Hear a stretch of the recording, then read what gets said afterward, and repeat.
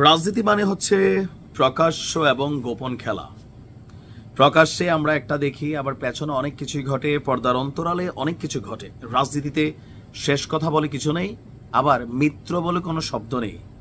আজকের মিত্র আগামীর শত্রু, আবার আগামীর অতীতের শত্রু আজকের মিত্র। যে জামাত ইসলামকে নিয়ে এত কাহিনী আওয়ামী লীগ করছে, আওয়ামী লীগের সেই জামাতের সহযোগী ছিল এক সময়। আবার যেই জামাত বিএনপি একটা ভাই ভাই হইয়া দীর্ঘদিন চলছে, কর্মীরা আজকে একজন আরেক দলরে গাইলে 14 গোষ্ঠী উদ্ধার করে বিকজ অফ পাওয়ার। ক্ষমতার দিকে যখন ভাগিদার হয়ে যায় তখন এই দৃশ্য আসে।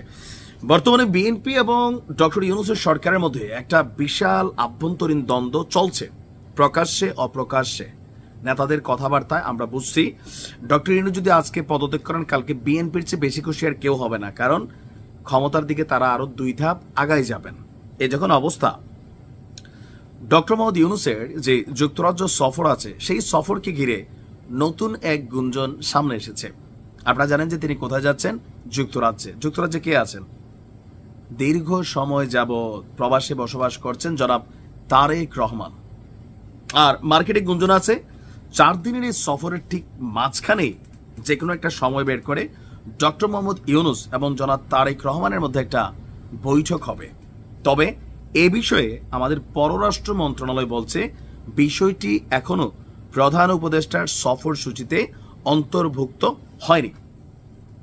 যে কোনো সময় অন্তর্ভুক্ত হইতে পারে, এটি পূর্ব নির্ধারিত মিটিং থাকে না। যেমন ধরেন জামাতের আমির তিনি যুক্তরাজ্যে গিয়েছিলেন, সেখানে গিয়ে তিনি কিন্তু জনাব তারেক রহমানের সাথে দেখা করছেন, এটা সৌজন্যমূলক দেখা। আবার ডক্টর ইউনূস তিনি যুক্তরাজ্যে যাচ্ছেন, জনাব তারেক রহমান দেখা করতে চাইবেন, এইটাই খুবই স্বাভাবিক, অথবা একটা বৈঠক হবে এটাই স্বাভাবিক। যদিও এ নিয়ে আপনার সরকারের পক্ষ থেকে অথবা বিএনপির পক্ষ থেকে স্পষ্ট কোনো বক্তব্য না আসলেও গণমাধ্যমে চাউর হয়েছে যে একটা বৈঠক বসতে পারে, যে কিভাবে এই চলমান ইস্যুতে শান্তিপূর্ণ সমাধান খোঁজা যায়।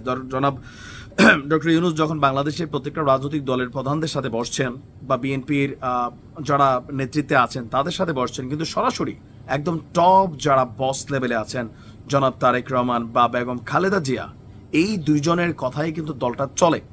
কমেডি আছে সেটা আলাদা, তাদের কারোর সাথে এক টেবিলে বসে এক কাপ চা কিন্তু এখনো খাওয়া হয় নাই। তো যদি দুই দলের মধ্যে একটা বৈঠক হয় সরকার এবং বিএনপির মধ্যে, তো এখান থেকে পজিটিভ অনেক কিছু ভাইব হইয়া সামনে আসতে পারে। আবার বৈঠক নাও হইতে পারে, তবে হওয়াটাই বেশিরভাগ আলোচনায় আছে। আর এই প্রথমবারের মতন যেহেতু তিনি ইউরোপ সফরে যাচ্ছেন, আর ইতিমধ্যে রাজনীতিবিদ সহ নানা অঙ্গনে আলোচনা যে লন্ডনের প্রধান উপদেষ্টার সাথে জনাব তারেক রহমানের বৈঠক হবে। আর ভারপ্রাপ্ত পররাষ্ট্র সচিব তিনি বলছেন বিএনপি, আমি কোনো রাজনৈতিক দলের নাম করতে চাই না, তিনি নাম বলতে চান না, কিন্তু যুক্তরাজ্যের রাজনৈতিক ব্যক্তিবর্গ বলতে ওখানে যারা রাজনীতির সাথে আছেন, সেটা কনজারভেটিভ হোক বা লেবারের হোক অথবা অন্য কোনো দলের হোক, মানে প্রতিষ্ঠিত রাজনৈতিক ব্যক্তি যারা আছেন তাদের সাথে মিটিংয়ের কথা বলছি। বাংলাদেশের কোনো রাজনৈতিক দলের মিটিংয়ের বিষয়টা আমার জানা নেই, পরবর্তী সময় হয়তো আমরা জানতে পারবো। মানে আমরা এখনো এটাকে প্রকাশ্যে দেখছি না, এটার আবার মান অভিমানের বিষয় হইতে পারে যে জনাব আমাদের প্রধান উপদেষ্টা তিনি লন্ডন যাবেন, তারেক রহমানের সাথে বৈঠক করবেন। এই বৈঠকটা বর্তমানে বাংলাদেশে যে রাজনৈতিক দলগুলো আছে অনেকের কাছে এটা পছন্দ নাও হইতে পারে, কারণ Tarique Rahman as a character, doctor Yunus as a character, দুইজন একসাথে বসলে অনেক আলোচনা এখানে সিদ্ধান্ত হয়ে যেতে পারে। এটা হয়তো অনেকে ভয় পাবেন বা চিন্তা ভাবনাও করতেছেন। সো অনেকে চাইবে এই বৈঠকটা যেন না হয়, আবার হতেও পারে। এখন এটা মেকশিওর না, বাট যেহেতু নাম প্রকাশ না করার শর্তে বিভিন্ন জায়গায় নিউজগুলো আসছে, সামহাও হইতে পারে। আমিও পসিবিলিটি দেখছি। ভালো থাকুন।